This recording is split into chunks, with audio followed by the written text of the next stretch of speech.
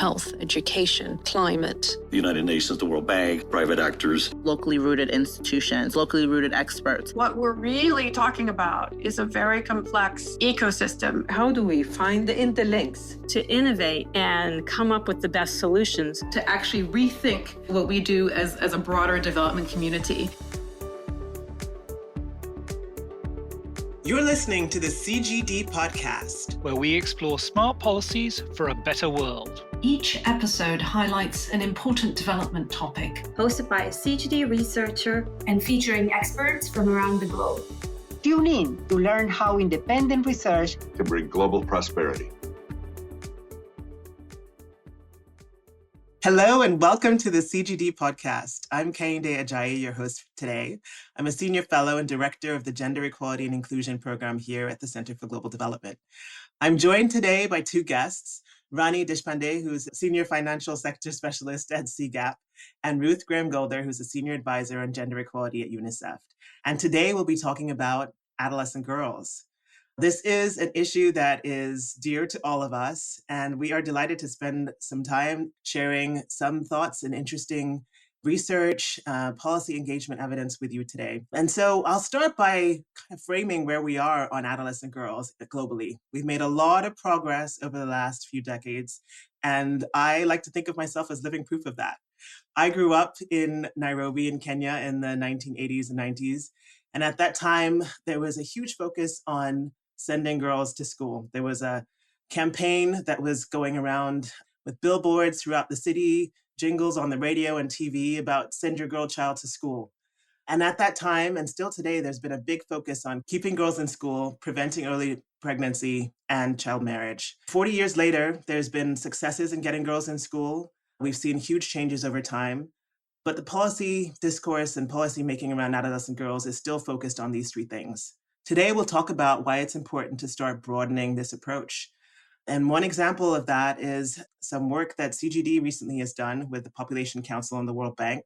Last month, we launched a report on pathways to prosperity for adolescent girls in Africa. One of our key findings is that over 50% of African girls aged 15 to 19 are out of school or are married or have a child. Despite the fact that over 80% of 10 to 14-year-olds are enrolled in school, we still see significant challenges for older adolescent girls. And so we're recognizing that it's crucial to go beyond keeping girls in school and to think about what other things might be important for ensuring the well-being, success, prosperity of adolescent girls across the globe. So most programming and policy ignores the reality of the situations facing adolescent girls across the globe today.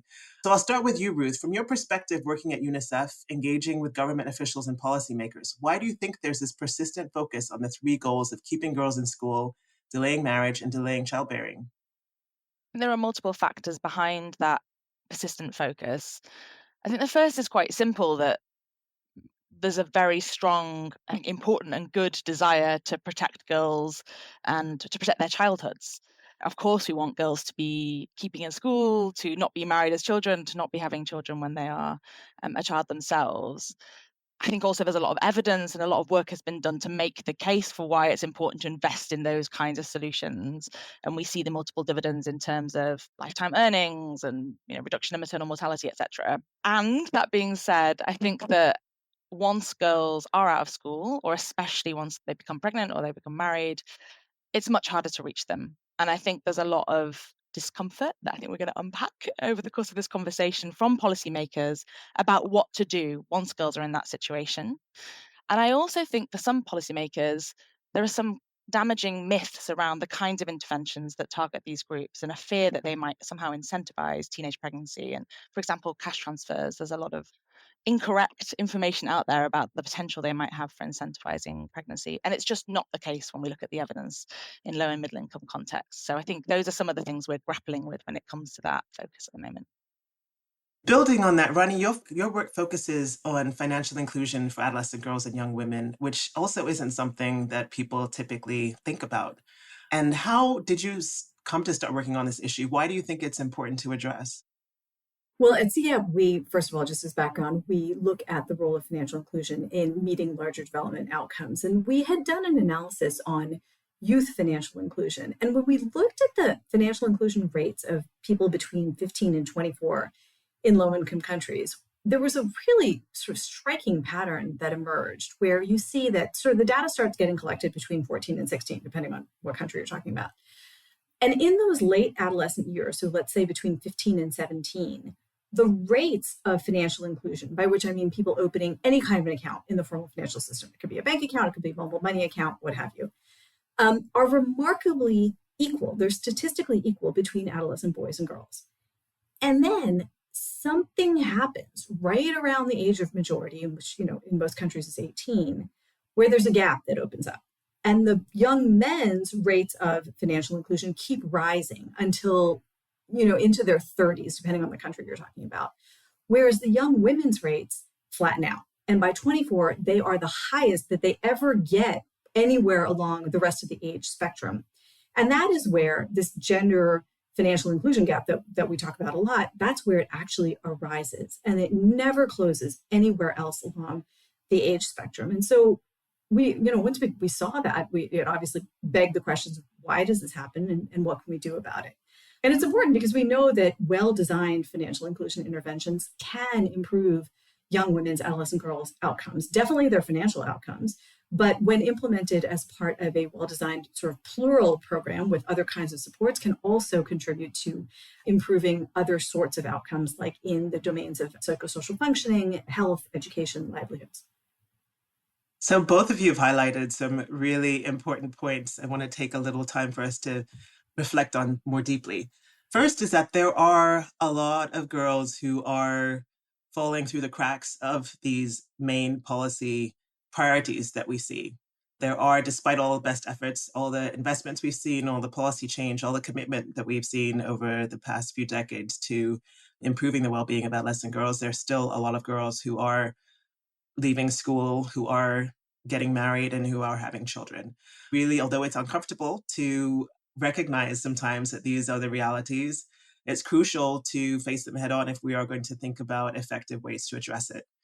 And I think, Rani, your point really highlighting the fact that there has been a lot of convergence between boys and girls, a lot of progress in addressing, especially at earlier years, the gender differences that we historically have seen in dimensions of adolescent girls' well-being beyond education, beyond childbearing and marriage. There has been a lot of progress, but the gaps start to emerge as girls get older. People transition from adolescence into adulthood. And so both of you, it sounds like in your work, have recognized the importance of these things. And so I'd like to take some time to think about what have you found to be effective in speaking to policymakers, working with policymakers, engaging with them on some of these issues and overcoming the barriers that we've seen in getting and changing the way we engage with work on adolescent girls. Ruth, do you want to start with that? Yeah, happy to kick off with a reflection about, to your earlier question about the focus on preventing child marriage and keeping girls in school.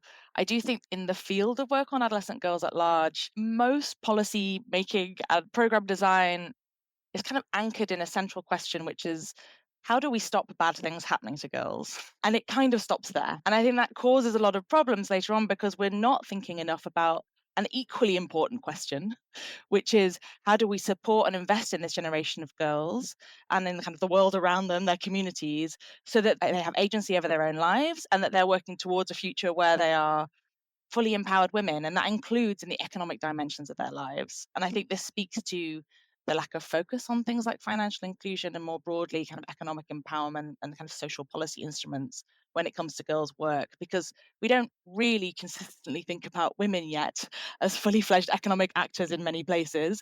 And that is kind of feeding into what we think about girls at this kind of cusp of 15 to 19-year-old age group. So I think when it comes to the kind of policy opportunities, for UNICEF, we've been working on adolescent girls' rights and wellbeing, of course, for a very long time. But we've had a very concerted effort in the last 3 years to really accelerate that work. And I think, very cognizant of the lack of progress in many areas. And in particular, you see, yes, some gains in things like primary education, but that translation into parity when it comes to education, employment and training just isn't there. Adolescent girls are twice as likely to be out of education, employment and training as adolescent boys in almost every region in the world. And so what are the models that can help us to get to where we want to go faster, that deliver, real results for girls and at scale? And I think there are three key things that we've taken from the work so far. And this really represents so many conversations with girls, with policymakers and partners. I think number one is listening to girls, designing with girls, and at every stage of a policy or program cycle, all the way through to evaluation and feedback loops. Girls really are experts in their own lives. They're the number one experts before any of the kind of professionals that have built skills in evidence and research and so on. Like, we should be starting with girls' perspectives. And it's an opportunity because it will make the policies and programs far more effective. I think the second thing that we hear time and time again is that girls don't live single issue lives. And I think for too long, there's been quite a simplistic focus on, like, if we can just get girls into primary school, the job will be done. And I think what Rani was describing so eloquently is that really isn't the kind of the be all and end all. It's very important as an investment, but if we're looking at kind of fully empowered adults, we need to look at a whole range of types of support. And I think the big opportunity is that we see that some of these multi-sectoral packages can actually not only accelerate outcomes across a whole range of areas for girls, but are also more cost effective. So, for example, we've been doing some work with the University of Oxford and Cape Town. Basically, it's a policy brief that we published in October that models a package of cash transfers, sexual reproductive health services, and parenting support. And that shows outcomes across a whole range of areas: teenage pregnancy, sexual violence, labour market productivity, increased years in schooling. And it's more cost effective to build off one platform. But of course, there are costs in terms of coordination and capacity building. So I think a big lesson for us is making sure that you have that investment up front in the capacity building, in the coordination between line ministries, and that we look at models that are scalable. I think that's what's really interesting about some of this financial inclusion work. There are some solutions out there. They may not be very well known, and that's part of what we want to do, is to elevate those solutions that can be rolled out at scale. And that leads to you, Rani, just building on what Ruth has just flagged in her thoughts on the question of what works. You recently wrote a report on what works to increase financial inclusion for adolescent girls and young women. So what are some of the ways in which policymakers and practitioners can shift their approaches to effectively support adolescent girls and young women across the world?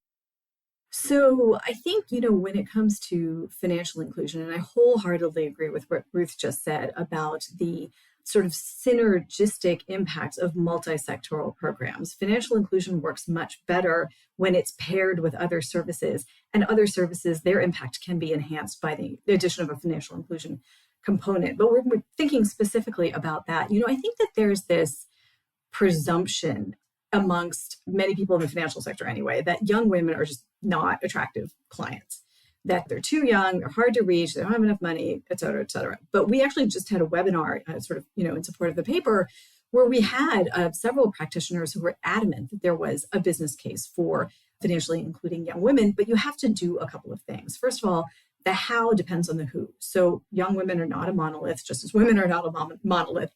And there are segments that are, younger, still in school, more economically dependent on others, who require different approaches than segments of women at the other end of that spectrum, if you will, who are older, more economically active, less dependent on others, maybe in caregiving roles already. So the first thing is differentiating and understanding, as Ruth was saying, designing with young women and girls, understanding who you're designing for. And the second thing is that, the inclusion of those complementary services is much more necessary for some of those segments who face higher barriers to economic empowerment overall.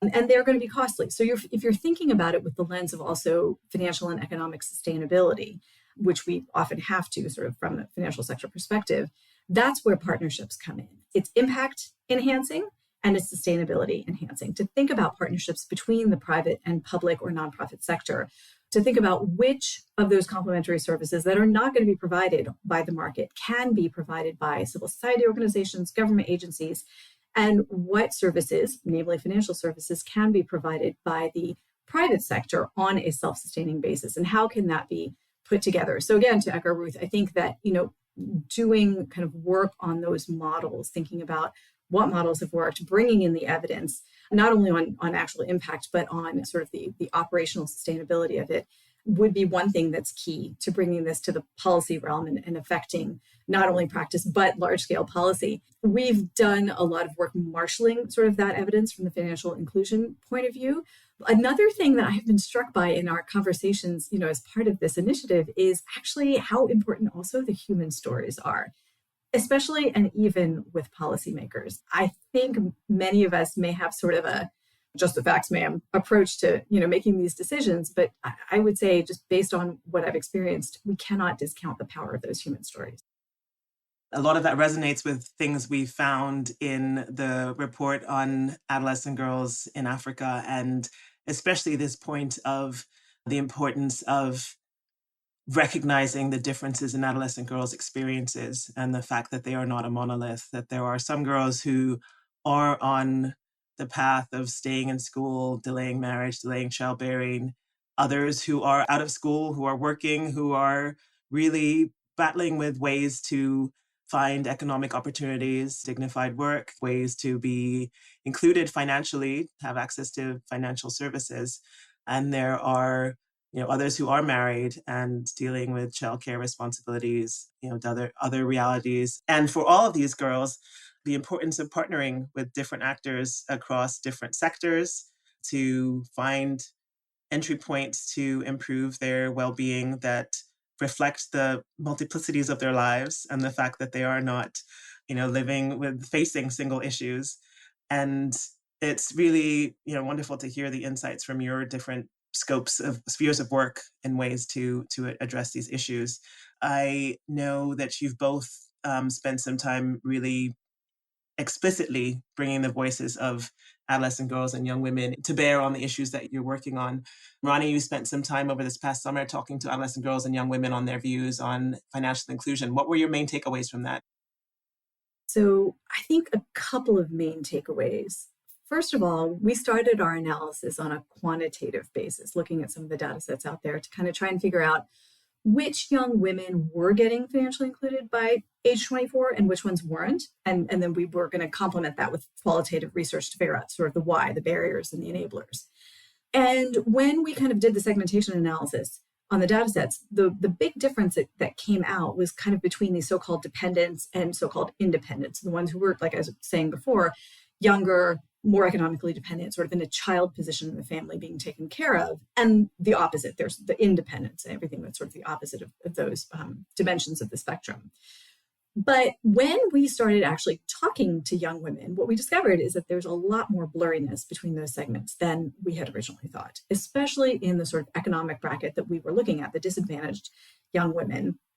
There was almost no young woman who didn't have a side hustle or at least a vacation job to help out the family, to buy her necessities, to help make ends meet whenever she could. So I think that is one of the takeaways for me. Dependent doesn't mean entirely dependent. And I think it drove home for me the centrality of economic activity in these young women's lives, even if they're in school. And I think, hearkening back to what was mentioned a minute ago, there has been a bit of discomfort amongst parents, policymakers, and often for good reasons, that we don't want to overemphasize the sort of livelihood issues in the lives of young women. We don't want to distract, or young men for that matter, we don't want to distract them from school. They have to be single-mindedly focused. And that is true to an extent. But the reality is that many of them are already engaged in economic activity on the side and have to be. So I think that we can't ignore that, and we have to find ways to support it. And then speaking of supporting it, this is the other thing that jumped out to me from the research in Ghana and Tanzania this year, was that a lot of people think that the way to support that side hustle or that economic activity is through credit. Because obviously you need business capital to run your business, and therefore we need to give you money. And let's be honest, there's a much stronger business case for credit amongst financial institutions than there is for certain other kinds of financial services. But almost again, to a woman, everyone we spoke with in our qualitative research, many people, I should say, demonstrated a pretty strong aversion to taking credit, at least at the levels of business that they were at, which is, small, often side hustles, just beginning a lot of times. And, when you think about that, when you think about the income streams that come from those businesses, small, irregular, it is economically rational to not take a loan, to not take on a fixed debt obligation. And so we asked them, so how did you amass your initial business capital? I would say like 9.5 times out of 10, they said by saving. They worked odd jobs. They saved up the payments that they got. They, started a little side hustle with that little amount of money, turned it into a slightly larger amount of money, turned to another side hustle. Maybe that turned into capital for a full-time livelihood activity, what have you. But they kept on turning those small amounts accumulated into slightly larger amounts. And so I think that, again, coming back to kind of what are the policy and practice implications of this, I feel like there has to be a lot more thought put into how the whole ecosystem, practitioners, policymakers, donors can support that pathway to economic empowerment, the savings-based pathway. No, it has downsides. It takes time. There's a lot of competing pressures on those savings, which makes it take even more time. But this is where young women seem most comfortable, and there are good reasons for it. So I think that's an underexplored area. We see similar things in the work we've done in looking at adolescent girls in Africa and finding that 40% of girls are not working and in school. A lot of girls are working even though they are in school, and economic activity is a pathway towards ensuring that they can stay in school longer. Often we see these things at odds, but they can be complementary. Can I ask you a question? Sure. Did you find that the rates of economic activity got higher as the adolescents got older? We do see that. We do see that as we go from 10 to 14-year-olds to 15 to 19-year-olds, we do see a transition from more girls being in school exclusively to some of them working as well, and some of them being out of school completely and starting to work. And then the shift gets even larger when we move from 15 to 19 to 20 to 24. What's interesting though is for boys, we do see a more robust transition from school to work. For girls, we see a lot of girls getting out of school, but not transitioning to paid work. And so even though there is this increase in work, and I should be clear that we haven't talked about this yet, but there's a lot of unpaid work that girls are doing. So beyond, the side hustle or economic activities that they're doing, girls in a lot of settings, most settings I would say, are involved in unpaid domestic work or in providing unpaid care to others in their household, in their communities. And so I would say, probably if we look at data, there are very few girls who are not doing some kind of work. Even more than we see the girls who are doing paid work, there's a much smaller number that are not doing any work at all. There is an aversion to recognizing the paid work that girls do. The fear that this is supporting child labor, but on the other hand, they are doing this work. The reality is that they are doing the work. And so I think it's crucial to really shift the policy focus to one where the goal is to ensure that this is safe and dignified work, because it's often precarious types of work where they're putting themselves in physical harm or, just have little predictability in their income sources and are doing work that is not age appropriate. So I completely agree with your insights, and it's very interesting to hear those pathways and for you to be able to demonstrate that through the qualitative work that you've done. I just want to add that on that evidence bit, we sort of went through that. What are the risks, really, the documented risks of encouraging economic activity or supporting economic activity, let's say, amongst school-age adolescent girls? And while there have been a few very well-publicized studies that showed an increased risk of that, the vast majority of the studies that we were able to find and review showed the opposite, that economic or livelihood support programs that supported and encouraged economic activity amongst adolescent girls and young women increased the amount of time devoted to those activities, but did not actually take away from the amount of time spent on school. So there was no deleterious effect on education. I just wanted to throw that out there. Thank you so much for sharing that. And one other point to that is the reality that is in most countries at the secondary school level, even when there are no schooling fees, there are a lot of education-related expenses that students, their families have to take care of on their own. So this is another big issue to keep in mind. Ruth, you've also done a lot of work at UNICEF in terms of making sure the voices of adolescent girls inform your work. For example, you conducted an adolescent girls' rights poll and received responses from almost 590,000 adolescent girls, boys, young women, and young men. I would love to hear, what are the key insights from your work? You mentioned some of them before, but if there are other things that you haven't touched upon that you could share. Yeah, absolutely. And to what Rani was saying, I think it's not an either or, right? We can look at policy responses that address some of the drivers for girls feeling that necessity to work, the cash transfers to families, the childcare provision for adolescent mothers. Like there are a package of things that we can do that address that need, whilst also recognizing the reality of girls' experiences and meeting them where they are. I think the solution can never be just to ignore the reality and wish it was something else. But it's not just like, let's get financial inclusion and savings options and access to bank accounts for girls. It's also the package of social policy instruments that help to address the poverty and lack of support that puts girls in that situation in the first place. You really see that in the findings from the global poll. It reached over 500,000 girls, boys, young men and women. It was co-designed with our Global Girl Leaders Advisory Group. They were the ones who decided it should also go to boys and young men, which we fully supported. We crafted the questions together with our expert ethics research team. And a few takeaways. I think one is that in terms of the top 5 policy priorities that came out from that poll, they were 1, access to school, 2, comprehensive sexuality education, and that was, if you like, just as popular, slightly more popular for the adolescent boys. We broke it down by gender and age. 3, financial literacy training, which I think speaks volumes about what young people and girls and boys see as a need in their lives. And then some interesting kind of breakdown by age. So we saw that for younger adolescent girls in the 10 to 14-year-old bracket, that they felt a top priority were cash transfers for the family, or money for the family was the way the answer was framed, whereas older girls 15 to 19 really highlighted vocational skills. So I think that speaks volumes to the reality of girls and young people's lives today, the importance of listening to them, the fact that you can look at all of the evidence and come to quite similar conclusions, actually. They already know what is needed. But I think the other thing that really strikes me is, when we look at the analysis of ODA kind of finance flows at the moment, very small percentage of that is going to adolescent girls at all.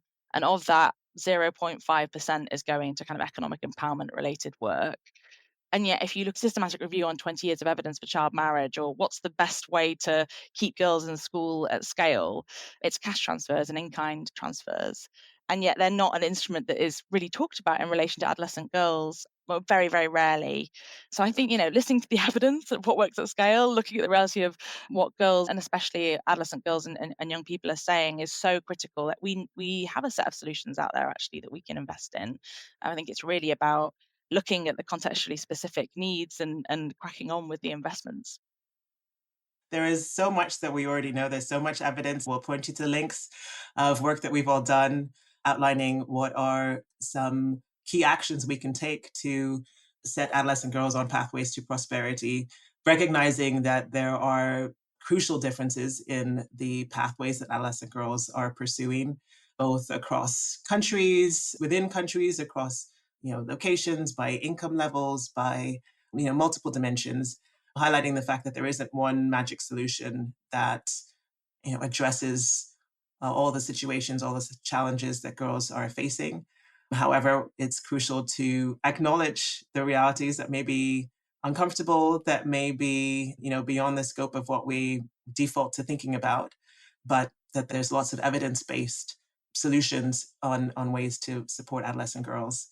So we like to end the CGD podcast with 2 questions we ask all our guests. So I'll move on to that and ask you both, if you could wave a magic wand and instantly change any one policy in the world, what do you think would do the most good? So starting with you, Rani. So I think you both may know my thoughts on apps that would encourage parents of children to support those children. And let me just leave it at that. However, if there's an app developer out there that wants to work on that idea, call me.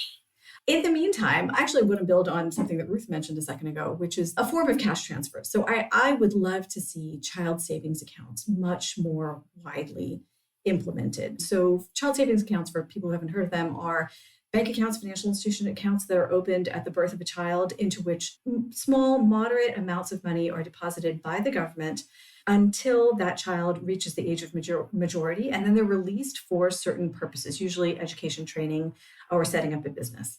I would love to see those much more widely implemented for lots of reasons. Research on those in industrialized economy settings have indicated that it produces a change in mindset. So, that in those countries, what's called a college mindset, but basically the orientation that I have something to look forward to. I have something to work with to make something of myself when I get to be an adult. And that delays all kinds of risky behaviors. And I'd love to see those implemented where there are at least a little bit more is deposited for girl children to equalize the economic incentives to having girls versus boys, which are not equal in many countries, and also in view of just the likely higher economic burdens of child rearing, of caregiving that young women will face with this situation as it stands in many parts of the world as well. So that would be my magic wand wish. I love that. I hope policymakers across the globe are listening to this and thinking about ways in which they can adopt that in their country. Ruth, over to you. Yeah, Rani, I love that one. Maybe just to complement it, I think mine would be universal cash plus program for all parents. So that's a cash transfer program with the plus being quality, well-paid childcare provision. And I think this is actually well beyond adolescent girls. The disproportionate unpaid care burden we know starts before adolescence for girls, but it's a driver of inequality in every country. It would mean a generation of teenage mothers could much more easily look forward to returning to school or non-formal education or any of the pathways they would want to consider. And it's a sector where, we could support a lot of really decent jobs. I think in generation, looking at AI and digitization in many sectors, like they are jobs that are going to continue. They are disproportionately women, and they're currently often unpaid, underpaid, very difficult conditions. So I think proper investment in that sector could be a game changer. Yeah, I second that. As a parent who is facing constant questions about care provision, and as someone who has received care, I think all of us, we forget this, that we're here today because of the nurturing care we received in our childhood. So the second question, a little lighter one, on a lighter note, if you could each share one funny, memorable, or interesting story about something that has happened to you on the job. Oof, I wish this was funny. One of the things that most stays with me from my work in this area is many, many moons ago, I lived in Benin in West Africa. And I helped organize a Take Your Daughter to Work event, except it wasn't your daughters you were taking to work. We paired promising young women in middle school from peri-urban and rural communities. And we paired them with women who were very prominent in their fields. They were like judges and doctors and people high up in ministries and what have you. And they accompanied those women to their offices for a day. And for many of them, it was the first time they'd seen a computer. They were just fascinated. And it was just super inspirational. And the two girls from the town I lived in, I kept in touch with for a while. And they were so fired up after these events, just like the inspiration to go to school, to stay in school, to become like these women that they had met was so strong. Well, fast forward 5 years, and they're in high school, and neither of them graduates because both have gotten pregnant and both have had to drop out. And so, I think this is what drives some of my work, just the kind of firsthand knowledge that school is so much, but it's not enough. It's not enough for everyone. And we have to provide other pathways as well.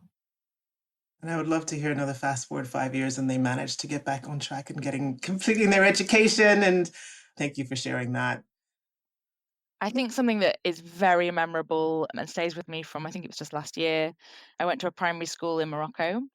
We have a program there that's supporting adolescent girls, trying to focus on a number of different areas, getting girls back into school, some of the issues that we see around menstrual health and hygiene, violence, child marriage, and so on. And it really stands out to me for a number of reasons. I think one of them is that when it comes to efforts to get adolescent girls around a table, to get their insights into policy making, to consult with them, advisory groups, I think in general, it skews massively towards older adolescent girls, 16 years onwards, and then often actually young women who are then representing adolescent girls. But this is a group of 10, 11-year-old girls who were advocating fiercely with local government for action because they were seeing lots of their peers, girls in their communities, were falling out of school at the end of primary school through to secondary school. And I met with the girls and we talked about some of the challenges and the problems. And they asked, do you want to come and see some art that we've created?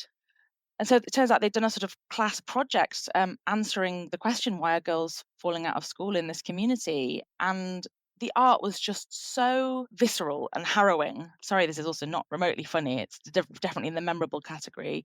But they had drawn and made the model of a girl in a cage doing household work with a broom, with a baby doll. There were pictures of teenage girls are pregnant, getting married, violence, the spectrum of things that you can imagine. But it was really memorable for two reasons. I think beyond it just being very harrowing. I think one is that we don't want to think that girls are facing this. This is part of the fear of thinking about things like financial inclusion, economic empowerment, right? We want to believe, it's very natural to want to believe that girls are protected from all of this, but they're not. That's what they're facing. They're seeing it in their communities. They know it's happening. It is happening to them. So we need to respond to that reality. They're powerful advocates in of themselves. That's another thing I think for this work, that hearing from an 11-year-old girl is so much more powerful often than hearing it from anyone else. But that group of girls, or four of them in particular, who were sort of particularly engaged with the dialogue with local governments, I asked them what they wanted to do when they were older. And two of them want to be ministers in the government, one in education and one in health. And that for me it's just so hopeful. I think if we have girls at that age, that passionate about changing the world for people in their community, if people like them become ministers, then we're in safe hands for the future. So yeah, a harrowing story at the beginning, but I hope a little bit of hope at the end. Absolutely. But talking with both of you today has really given me a lot of hope, just hearing about, the work that you were doing and about these ambitions, visions, goals of young girls, the work that they've done in putting together, finding their own pathways to prosperity through savings or bootstrapping side hustles. And then the visions that they have, their ambitions, their goals for changing the future for themselves and for other adolescent girls by changing policies in their governments. And that is extremely positive note to end on and gives me a lot of hope. So thank you both for joining the CGD podcast today. It's been an absolute pleasure talking with you. For all our listeners out there, a reminder, you can find the links to all the resources we mentioned and more on the podcast page. Thank you. Bye. Thanks so much. Thanks. Thanks for listening to the CGD podcast. You can learn more about the topics discussed on our website at cgdef.org. That's cgdev.org. See you next time.